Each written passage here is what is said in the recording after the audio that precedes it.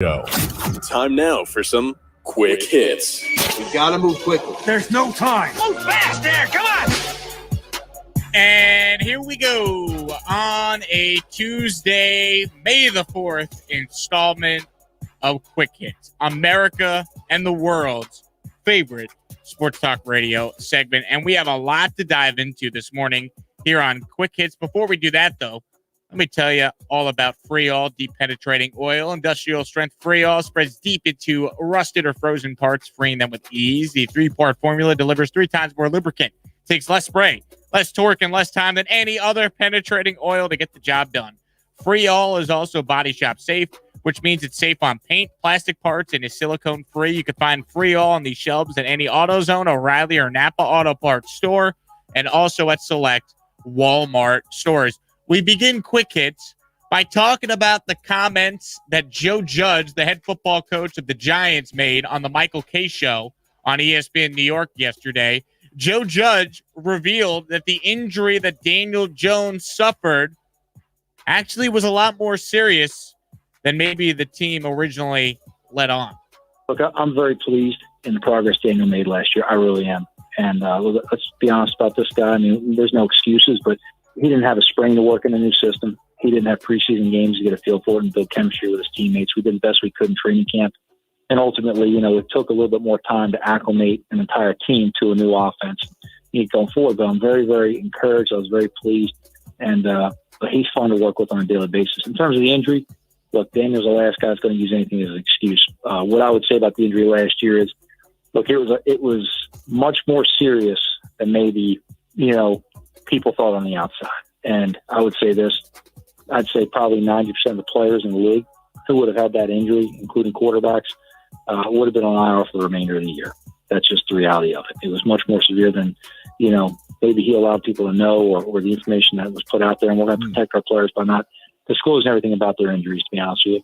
So Daniel Jones spent the last 5 weeks of the season on the injury report. He missed 2 practices, was limited in 9 practices, and had 4 full practices. The Giants listed him as doubtful in week 13, so he didn't play against the Seattle Seahawks, and he was questionable in weeks 14 through 16 when he missed 1 game and started 2 others. He did not have an injury designation in week 17. So that is strong from Joe Judge, who usually doesn't say all that much in the media, to come out and reveal that and defend Daniel Jones. The Giants have told you over and over again that they believe in Daniel Jones, that they think Daniel Jones is their guy. Now, through 2 years, I can't say that watching the Giants every game like I do. I think Daniel Jones has shown you some potential, but he's also shown you that he's turning the ball over way too much. The fumbling is still a major issue for him. He's got to continue to work on that and take better care of the ball. The thing is, though, the Giants all offseason, whether it be Gettleman or now Judge, have just doubled and tripled and quadrupled down on Jones being their guy. And they better be right. Because a year from now, if the Giants miss the playoffs and, Daniel Jones goes out there and has another year where, he's a 5-9 record as a starter, 11 touchdowns to 10 interceptions, guess what? Giants are moving off of Daniel Jones. They're going to take the 2 first-round picks they have and either move up for a quarterback next year or trade for Deshaun Watson, trade for Aaron Rodgers, or trade for Russell Wilson. Because Daniel Jones is not going to get a 4th year if he plays like he did in his 2nd year. The injury is a valid excuse. Learning a new offense, Jason Garrett got there. I get all that. But now with a full offseason and better weapons around him, there's no excuse for Daniel Jones. Daniel Jones is throwing to Kenny Golladay, Kadarius Toney, Evan Ingram, Sterling Shepard, Darius Slayton, healthy Saquon Barkley can hand off to or throw to out of the backfield. The Giants should win the NFC East. The Eagles aren't good. We have no idea what Jalen Hurts is as their quarterback. The Cowboys are still just a mess until proven otherwise, right? Who trusts the Dallas Cowboys to get it right on defense? Let's see it to believe it. And I'm sorry, as nice of a story as Washington was a year ago, they were 7-9 with Alex Smith, and they replaced him with Fitzpatrick. We kind of know what Fitz is. He's never quarterbacked a team to the playoffs before. I think anything short of the Giants winning the NFC East, barring injury, would be a big disappointment. I think the Giants have arguably the best defense in that division. You want to give it to Washington, fine, but it's not like the Giants don't have talent. And if Daniel Jones takes a big step in his third year, they certainly would have the best offense in the division. And don't tell me, the offensive line. Their line should be better with Nate Soldier moving over to right tackle, Andrew Thomas in year 2. They have a couple of other young players there that should develop. And if your quarterback plays better, you could win even if your offensive line is not the 2010 Jets. Like, you could win games if your quarterback raises his game. So I say all that to say this. This is a make it or break it year for Daniel Jones as the quarterback of the New York Giants. I think I don't know why we need to come out and have an excuse right now. Was anyone asking for this? Was anyone looking for it? It almost seems like they're trying to do damage control before damage is even done. It's like, he was injured last year. Well, yeah, okay. Is he going to be injured again this year when he's not performing on the field correctly? And I think you're absolutely right. If he doesn't perform this year, gone. They're going to find the next best thing because they'll have a top 10 pick. I'm just telling you. I mean, the Bears pick might be a top 10 pick. Their own pick could be a top 10 pick. You could take 2 top 10 picks and say, hey, Houston, we'll take Deshaun Watson off your hands. The Jets were linked to Deshaun Watson at the beginning of the offseason. The Giants make more sense now because they play in the NFC, and I'm sure Houston doesn't want to deal them to a team in the AFC. Hey, you know what? They don't even have to be top 10. Houston, I think, might just be happy to have a first-round pick. I mean, they might have to just take the best of what they could get. Well, no, they don't have again next year, right? So they actually have their picks next year now. Oh, do they? They finally have their pick. Oh, it's over? But they don't have their 4th-round pick because they traded that to move up to take a receiver in the draft over the weekend. Yeah. The kid from Michigan. Yeah. So they probably could have gotten in the 4th round. I guess. I didn't love what the Texans did in the draft. I talked about it on Saturday. The Davis Mills pick, to me, you wasted a pick on a guy that's not your long-term answer. Yeah, I thought it was awesome. Like, you're going to be picking 1st or 2nd in the draft next year. That was just I'm putting this in your face. It's a waste of a 3rd-round pick. It is. Though. No, it's a complete waste. But this is... I could be wrong. Maybe Davis Mills gets in there. Tyrod Taylor gets stabbed again by the doctor, and he plays right away, and Davis Mills is Justin Herbert 2.0. I don't know. If Tyrod Taylor gets stabbed by the doctor again, that's because he's leaning into the shot. He's taking baseball cues. Poor Tyrod Taylor, man. Guy was going to be the guy. And then... How many places has it been? He wasn't. He was in Baltimore, Buffalo, Cleveland. Yeah. And... everywhere he goes, he gets ousted by a hotshot young quarterback. Where was Tyrod Taylor after Cleveland? Did he go right to your Chargers? No, I thought he went from Cleveland to Buffalo, or was it Buffalo to Cleveland? No, it was Buffalo to Cleveland. He took the Bills to the Did he go to Minnesota or Chicago? Okay, here it is. He played in Baltimore from 2011 to 2014. He was with the Bills from 15 to 17. He was with the Browns for 18, and he played with your team for 2 years. Well, 2019 and 2020. Did he really play? Well, 2020 he played one game and he was undefeated. A game. He was undefeated. That's true. How many NFL starters were undefeated last year? Just saying. Tyrod Taylor won it. How many Charger quarterbacks have been undefeated for their career? I'd imagine not many. Yeah, I would say Taylor. T squared. That's what we call him down there. T squared. Undefeated season. Could never take it away from him. T squared. Take all the shots. T squared. Staying with the quarterback conversation, you might have heard Aaron Rodgers is upset about how things are going in Green Bay. What? Yes, the Packers quarterback. Yeah. I know that guy. Had a cameo in The Office like Jerome Bettis did. Well, didn't he host The Price is Right? No, I think you're confusing him with the Jeopardy. Oh, that's right. Okay. Yep. Thanks for setting me straight. My pleasure. So Kyle Shanahan, handsome guy, and also known as the head coach of the San Francisco 49ers, he confirmed on the Rich Eisen show yesterday that he did indeed call Green Bay about Aaron Rodgers.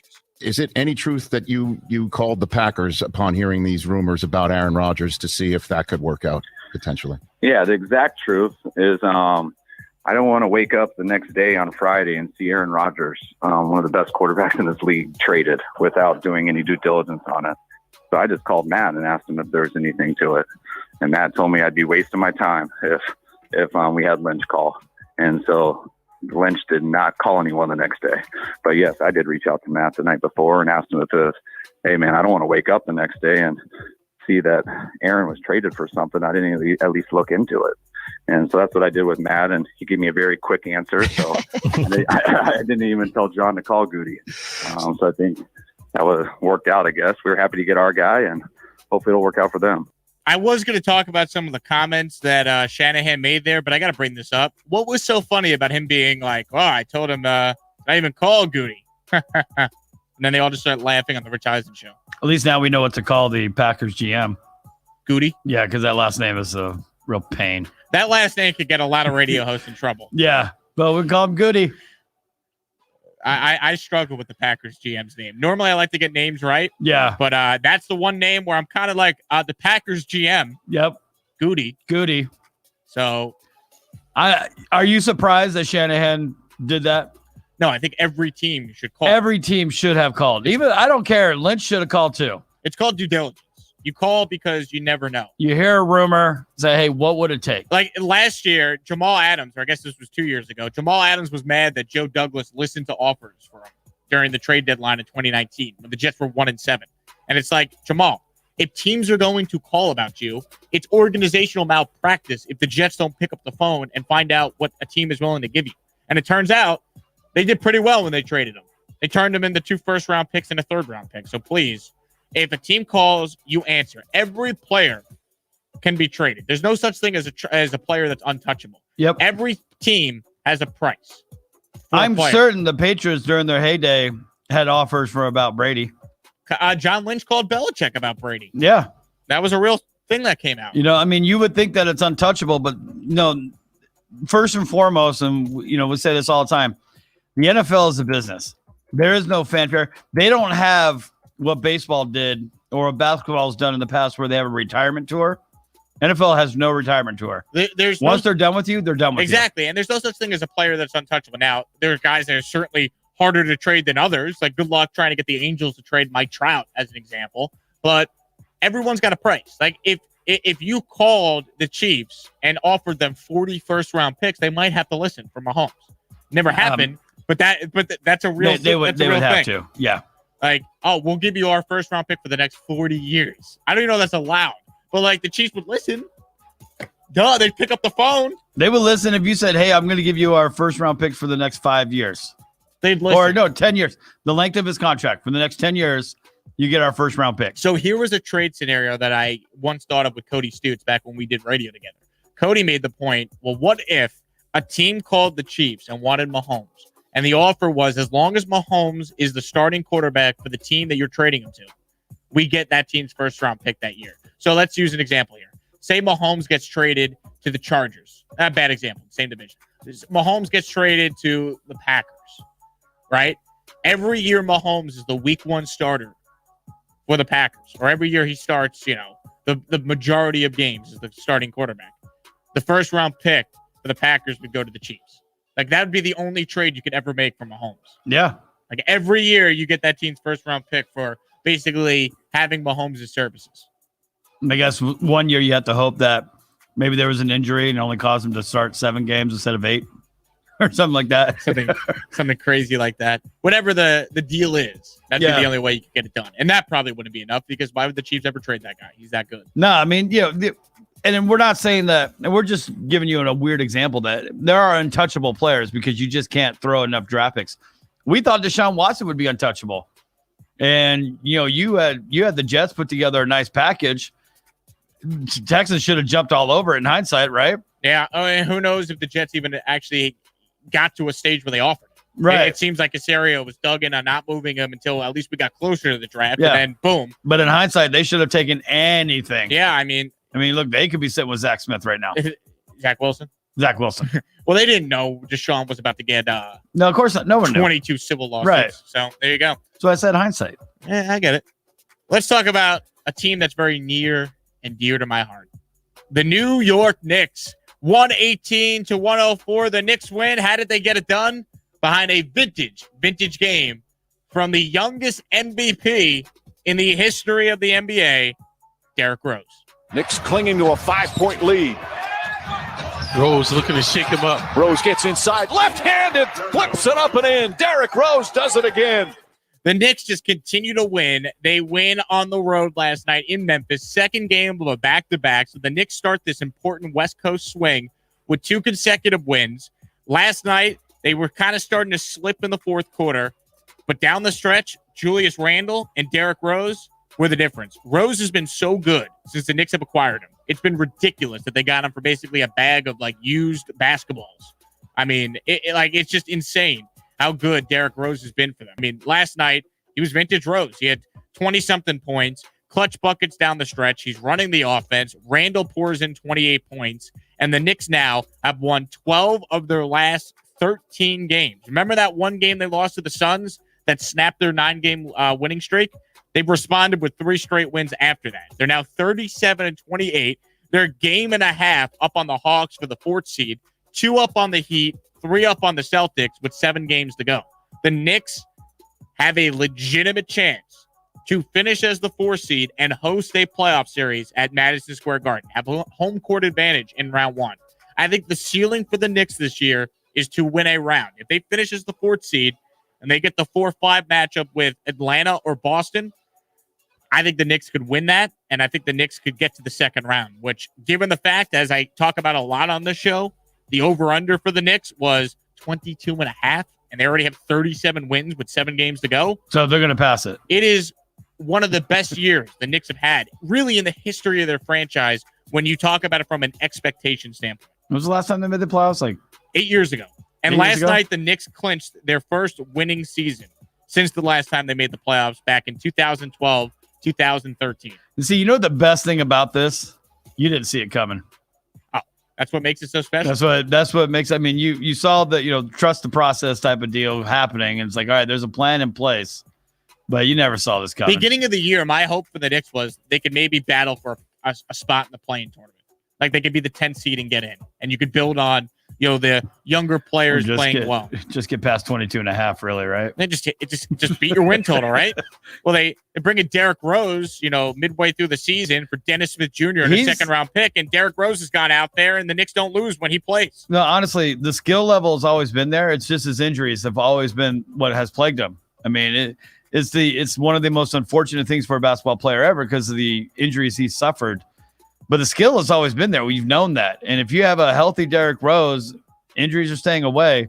This is the product you're getting. You kind of have 3 stars if you have a healthy Derrick Rose. Because you have Randall, Barrett's emerged into a really good player, and then Rose, if he has nights like he's had the last couple games, I mean, he looks like, MVP Derrick Rose. Real quick, this was Tom Thibodeau, who was with Derrick Rose in Chicago a decade ago when Rose was the MVP at age 22. This was Tibbs on just how good Derrick Rose has been for the Knicks. That's the great value in him. Whether he was the MVP of the league at 22 or 10 years later, he's the same guy. He's always been a team first guy. And winning's always at the forefront. He's always been a great teammate. He's happy when other people have success. He's most happy when the team wins. And whether he scores 2 points or he scores 20 points, he's the same guy. Derrick Rose, we love you. Tom Thibodeau, oh man, do I love you. Coach of the year, baby. Lock it up. Anyone that's still not thinking Tibbs is the coach of the year, you're delusional. The guy's had the best year out of any coach in the NBA. That wraps it up for Quick Hits right here on a Tuesday morning. Quick break. We'll come right back. Carmelo Anthony, speaking of the Knicks, made some history last night. We'll talk about Melo and Portland in the next segment. Stay tuned. Jake Asman with you right here, Sports Map Radio.